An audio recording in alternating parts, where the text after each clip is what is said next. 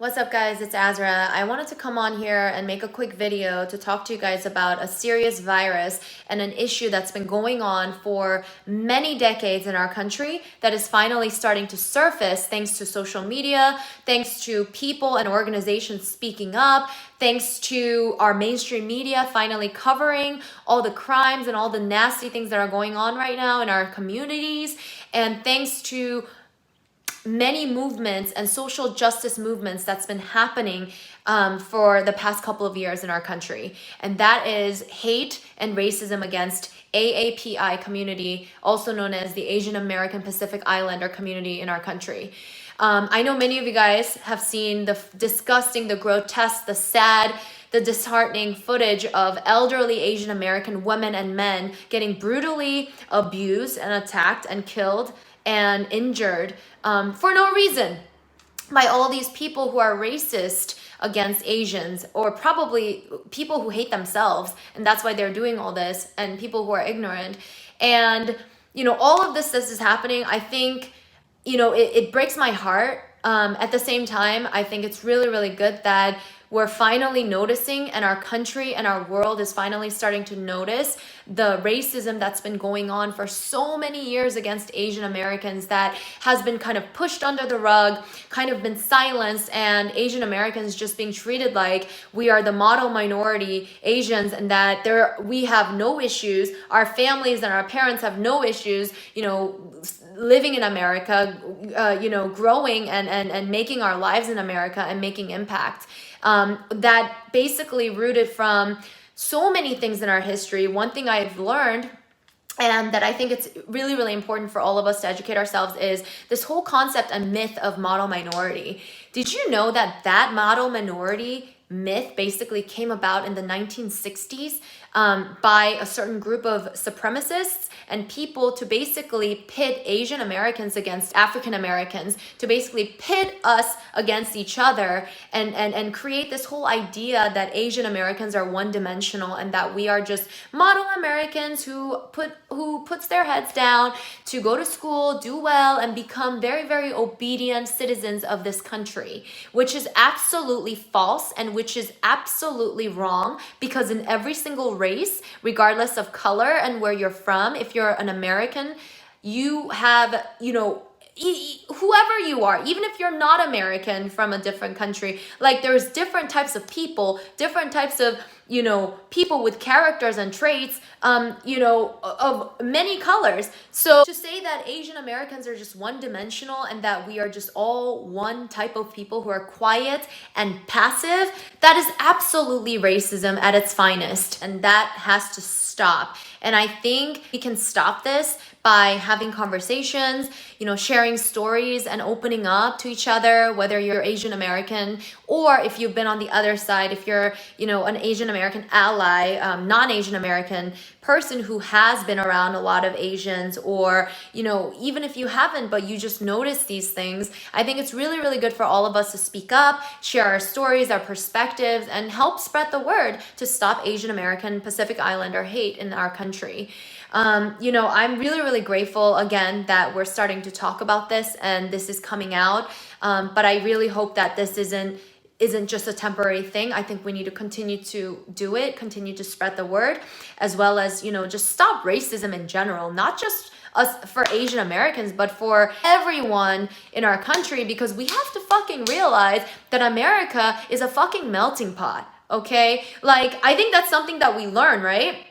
Or have we not learned? I mean, that's what I was told, when I was coming to America, that it's a melting pot. Well, the first thing I realized when I came to America was that, wow, this country has all types of people, of color, different people. And that's what's so cool about it. I made friends with white people. I made friends with Mexicans. I made friends with Asians, all types of people. And that is the beauty of our country. And I think that as we continue to unpeel the layers off of the onion, which basically was created, and it's like this monster virus, right? Like hate creates hate. Hate promotes hate. It's a virus. And I look at it as an onion. And you're basically, I think us as a society, us as a community, our generation, we're slowly starting to unpeel every layers off of this onion. We've been doing that for the past couple of years. And I think it's really great that we're starting to speak up to finally stop Asian American hate in our country. There are so many websites and, websites and organizations that you can check out to learn more about racism against Asians and stopping Asian hate. I'll go ahead and leave a bunch of references below in the comments so you guys can check it out. For those of you guys who are non-Asian Americans, I really urge you to also educate yourselves to look into the history of Asian American racism and really start to notice just racism in general, and for all of us to realize that hate only creates more hate. It's not racism against a certain race that is the focus. It's racism against humanity, really. And yes, we are focusing on Asian American racism right now, which has been going on and needs to be addressed, but there are so many different types of stereotypes and racism against so many different other races as well. So I think for us to address those fundamental systemic racism in our country, we need to educate ourselves. We need to spread the word, and we need to support those communities and organizations and support each other and urge each other to have these conversations that may be very difficult, very sensitive. I know for me, for example, like I am a first generation Korean American. I moved here when I was 9. I'm an immigrant. I moved here from South Korea. I didn't know a single word in English. I only knew half of the alphabet. And some of the questions that I've been asked growing up are like, oh my goodness, you speak English so well. You have no accent. You are so fluent. Where are you from? Where are you really from? Or like, my first year as a 5th grader in middle school, there was a kid who basically made jokes, and I went by my name, Hyunju, because that's my Korean name. And this guy would always say like, hey, I'm Hyun, I'm a true American. And this guy, people would say these things all day in front of me up until yearbook season, where people were basically videotaping each other's middle school memories. And that's basically on video of people saying that about me. And at that time, because I didn't know much English, I didn't know about the culture, I didn't know what systemic racism was, I just laughed about it. I didn't know. I was like, why are they calling me true American? I mean, aren't we all Americans? Like, we all live here. But then later I realized that is mean. And the thing is, just looking back on that also, I don't think that boy also had any idea that he was being racist. And he was not an Asian kid, but I really think that he had no idea that he was actually being racist because he wasn't taught about systemic racism at our school. That wasn't a topic. The teacher actually was there, filming the yearbook, and basically he kind of laughed too. I'm not trying to blame anybody right now, but I'm trying to say that I don't think that either one of us, the person that was treating somebody poorly with racism and the person receiving that, neither of us recognized that it was racism at the time. Maybe some other folks have, but I definitely didn't. And I kind of was oblivious to it. And then looking back at it and looking back at all these different things that people have said to each other and things that were said to me, just looking back at those things, I realized I'm like, wow, we need to change. And I know many of you guys have those stories, those subtle stories that are like really not out in the open, not blatant, but it's there, and it's kind of like, made you become more aware. And I know for many of us, those types of racism and experiences differ too. Like if you're an Asian man, your whole American experience is different. And if you're an Asian man growing up in the East Coast, I know that that's completely different than an Asian man growing up in the West Coast. And then there's another experience if you're an Asian girl growing up in America versus like an Asian guy. There's this whole stereotyping and this idea that's been created, and I know all of us, even non-Asian Americans, I know all of us know that. And we've all noticed that because we're smart. Human beings are smart. You know why? Because we understand what's love. We understand what's hate. We know what's positive and negative.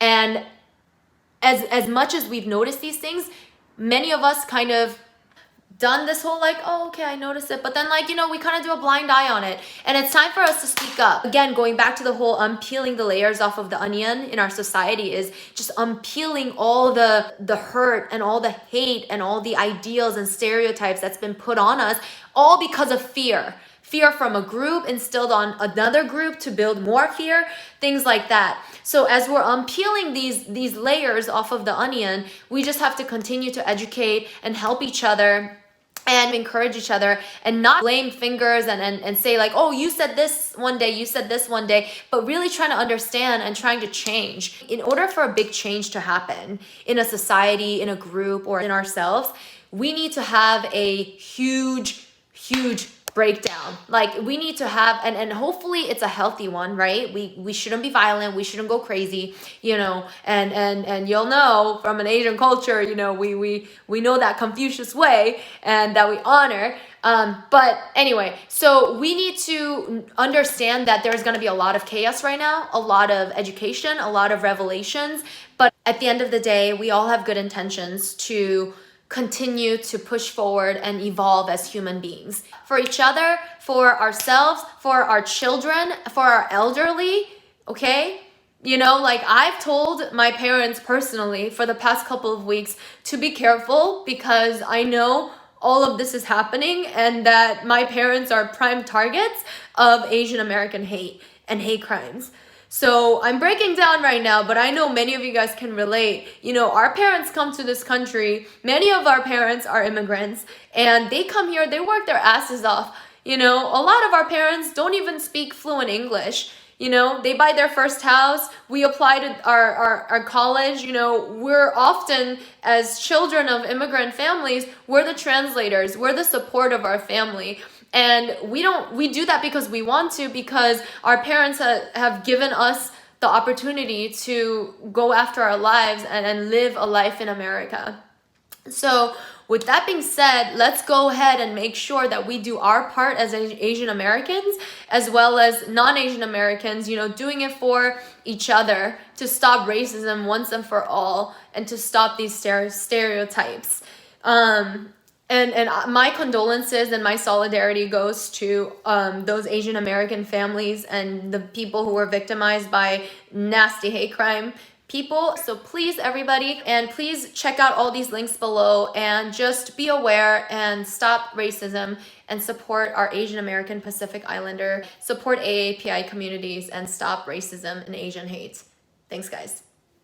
To all my Asian American Pacific Islander brothers and sisters who are going through this experience right now, I know that this whole experience is very emotional. It's finally here and we're finally being heard at the expense of our elderly getting victimized and attacked and brutally killed and hurt.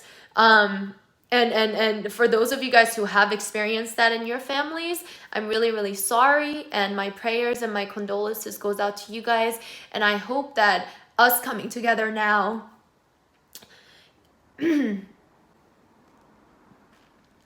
that our society as a whole coming together to speak up and spread awareness and really go after this effort and stopping Asian American hate, I hope that will, you know, help the greater community and our human race and your families. So I just want to send all my love and thank you so much for listening to me talk. Again, I'm going to leave a bunch of stuff, handles and resources down here. Please go and check out other people, other organizations talking about their experience and education and sharing resources about it. Let's stop Asian hate.